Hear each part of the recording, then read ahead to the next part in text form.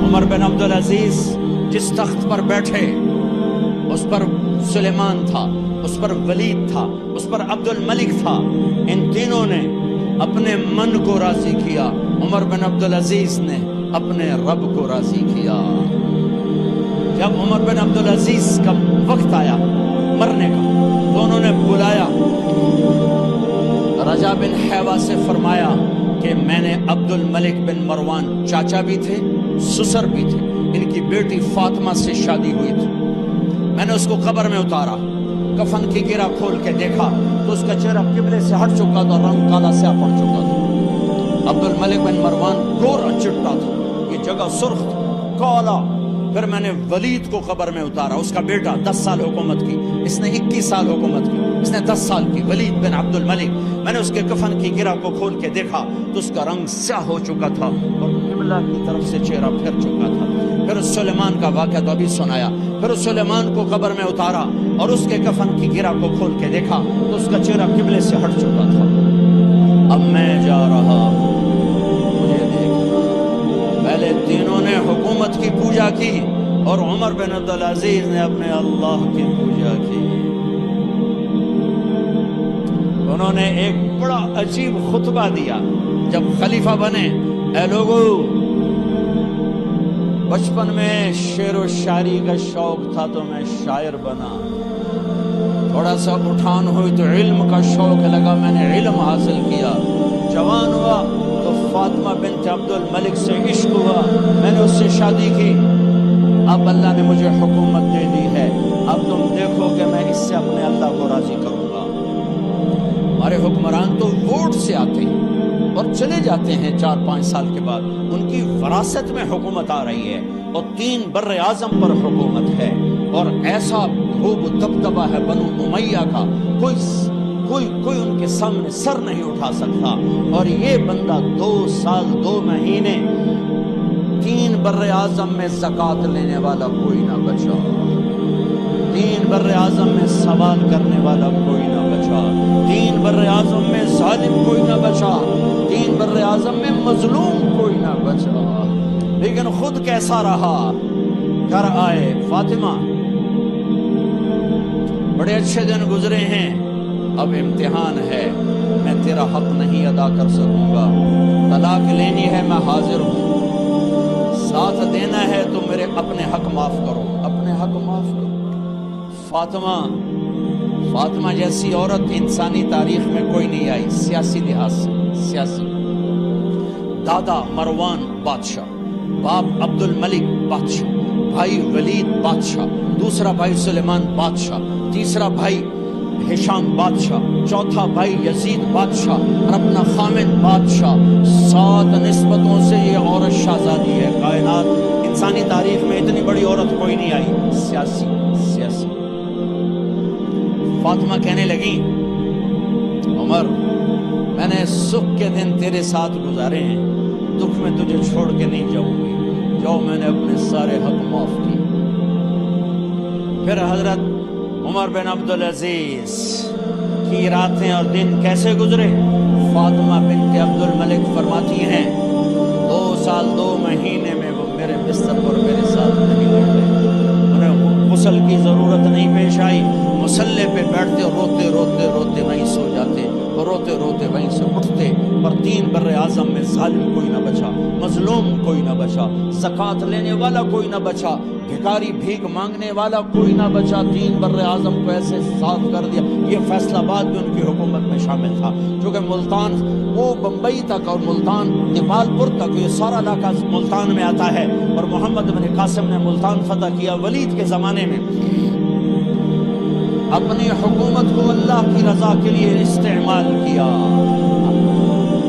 کیسے استعمال کیا؟ سارے مال فاطمہ کا سارا زیور بیت المال میں ڈال دیا. تنخواہ پہ آ گئے. عید کا موقع آیا، بچوں نے ماں سے کہا، 12 بچے تھے، بچیاں 12 بچے، ہمیں کپڑے لے کر دو، عید آ رہی ہے. ہر آدمی اپنے بچوں کے لیے کپڑے لے رہا ہے. ہمارے بچے بھی کہہ رہے ہیں کپڑے لیں، جاؤ بھائی لو. فاطمہ کے پاس عمر 3 بر اعظم کے بادشاہ کے بچے آ رہے ہیں، ماں جی عید آ رہی، کپڑے تو لے دیں، ابا سے کہیں. کہ ابا سے بات کرتی ہوں. ابا تشریف لائے، خزانے لبالب بھرے ہوئے گندم کے ڈھیر کی طرح کہ امیر المومنین بچے کپڑے مانگ رہے ہیں. فاطمہ میرے پاس تو پیسے نہیں، میں کہاں سے کپڑے لے کر، میرے پاس تو پیسے نہیں.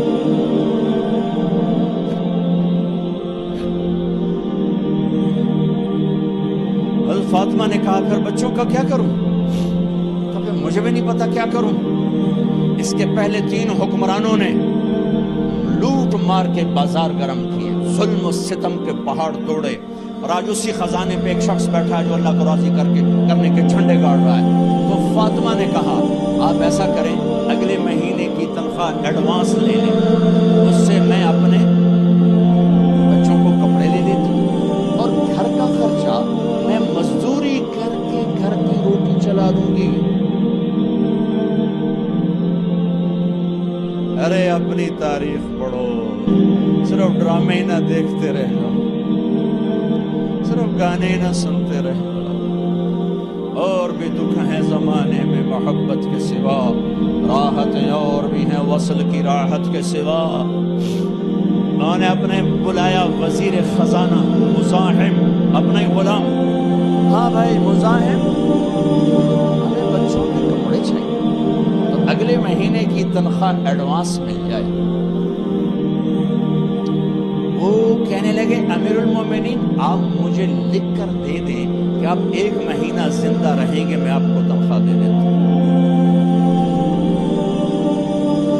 عمر بن عبدالعزیز سر جھکایا، اٹھے، گھر گئے. فاطمہ میرے بچوں سے کہہ کہ تمہارا باپ کپڑے لے کے نہیں دے سکتا. اپنی تاریخ تو دیکھو.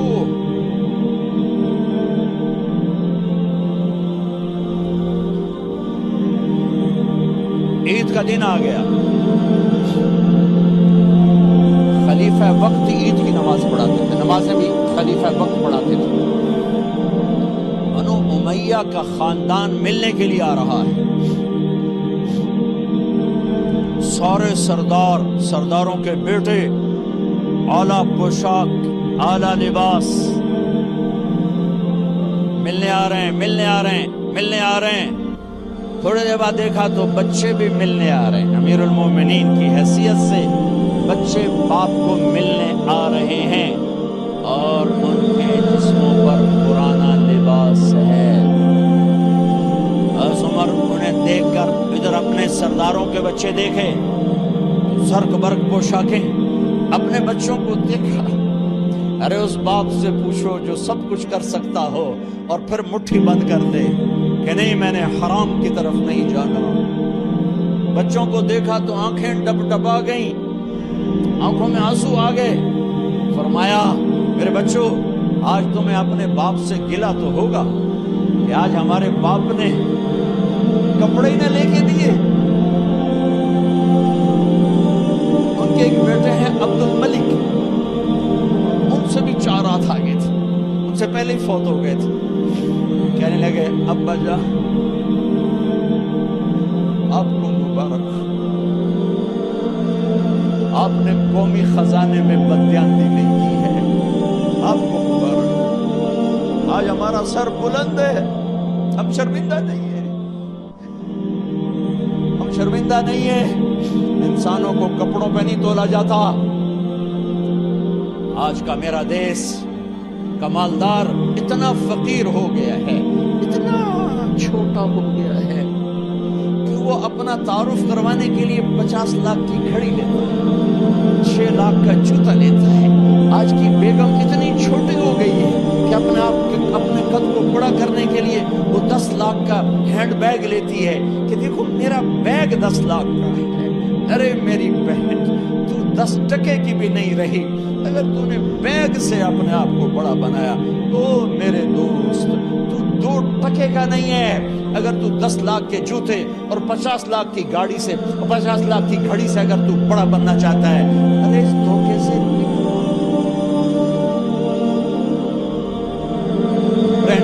برینڈڈ کہاں جا رہے ہو؟ جب تم اپنی ذات میں بے قیمت ہو تو رب ذوالجلال کی قسم تمہاری گھڑیاں، تمہارے تمہارے بیگ، تمہاری گاڑیاں، تمہارے بنگلے تمہاری عزت کو بڑھا نہیں سکتے۔ ابا جان آج ہمارا ساڈا ایتھے سر آ گیا، سانو آج ساڈی عید ہو گئی کہ ساڈے ابے آج خیانت نہیں کی تھی۔ آج ہم خوشی سے بلند ہیں کہ ہمارے باپ نے بددیانتی نہیں کی۔ گھر میں تشریف لائے، کہنے لگے فاطمہ کچھ پیسے ہیں، میرا انگور کھانے کو چیز ہے۔ بس فاطمہ رونے لگی۔ فرمایا امیر المومنین خزانہ تو بھرا پڑا ہے، 1 درم کا بھی تیرا حق نہیں ہے کہ تو 1 درم لے کے انگور خرید لے، تو تھوڑا پٹھے فاطمہ میں جہنم نہیں برداشت کرتا۔ وہ میرے بھائیوں جو دن رات سود میں پھنس چکے ہو، جو دن رات جوے شراب میں پھنس چکے ہو، کیسے اللہ کے سامنے سرخرو ہو کر کھڑے ہو؟ فاطمہ میں جہنم نہیں برداشت کر سکتی، نہیں۔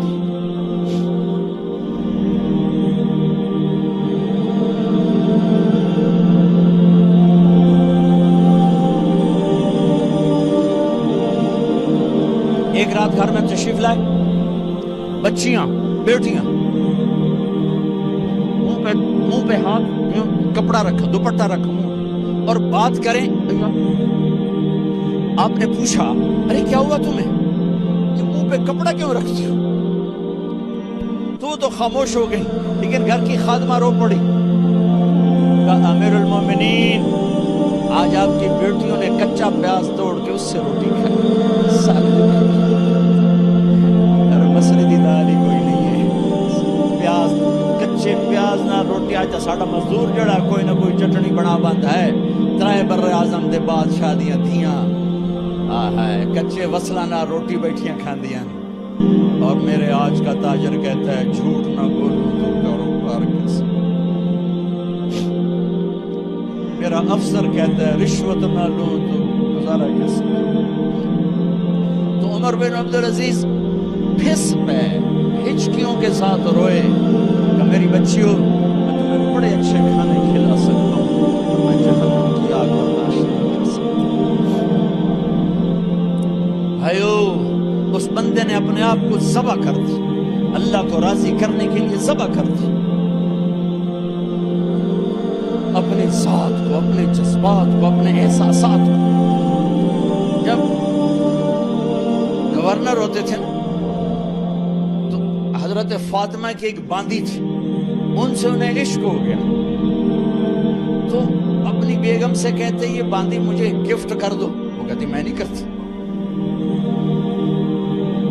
جب یہ خلیفہ بنے کئی دفعہ ان سے کہتے مجھے ہدیہ کر دو، مجھے دے دو، کہتے میں نہیں دیتی، میں نہیں دیتی۔ جب یہ خلیفہ بنے تو ان کی بیگم نے اس باندی کو نہلایا، خوبصورت زیورات سے سجایا، عالی شان میک اپ کیا، اور اس کا ہاتھ پکڑ کے لائی، امیر المومنین یہ آپ کی خدمت میں گفٹ ہے۔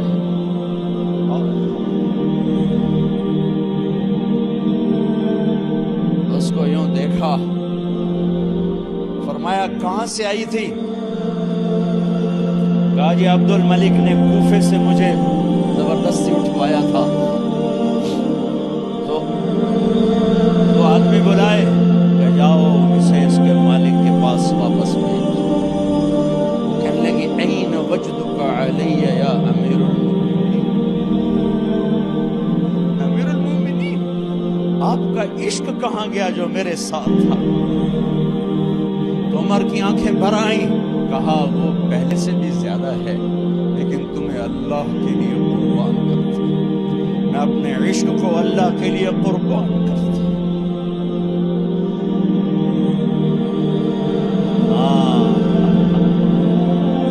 اب اللہ نے صلہ کیا دیا،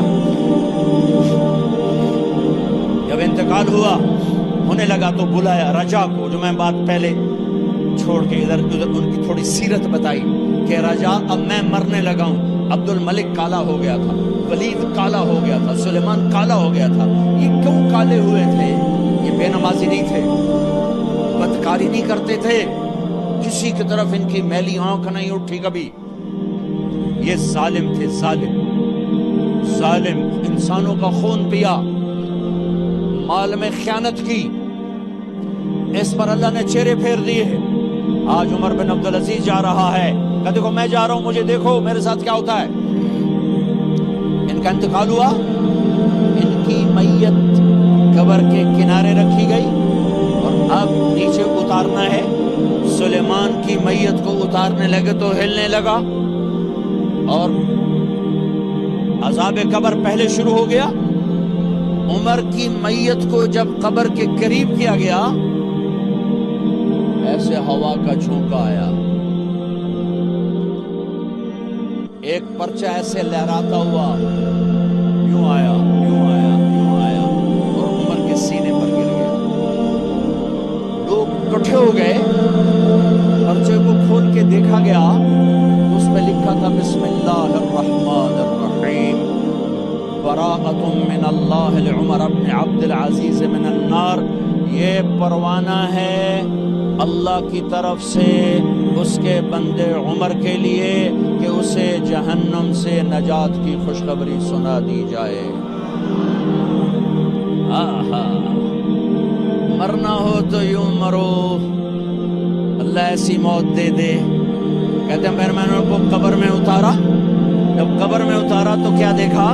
میں نے کفن کی گرہ کھولی تو چہرہ قبلے کی طرف فٹ اور یوں لگا جیسے 14ویں رات کا چاند قبر میں اتر آیا۔ میرے بھائیوں بہنوں، اپنے اللہ سے صلح کر لو، اپنے اللہ سے صلح کر لو، اس کے محبوب مصطفیٰ صلی اللہ علیہ وسلم کی غلامی میں آ جاؤ، آ جاؤ، آ جاؤ۔